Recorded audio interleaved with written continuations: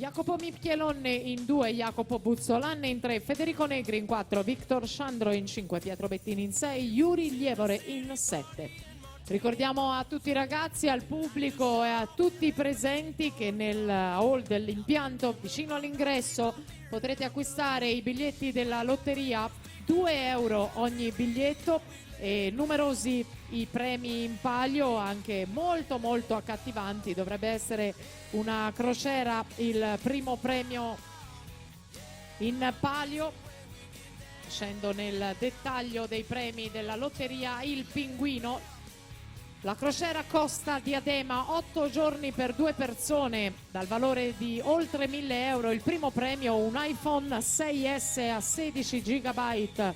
Per il secondo premio un Samsung Galaxy Tab. Al terzo premio l'iRobot in quarta posizione al quarto premio. E poi ancora viaggi, buoni acquisto, orologi, cesti di prodotti gastronomici e ulteriori buoni acquisti. Sono 23 i premi allestiti in palio nella lotteria Il Pinguino, la cui estrazione avverrà il 24 gennaio 2016. Troverete tutto sul sito della Veneto Banca Montebelluna.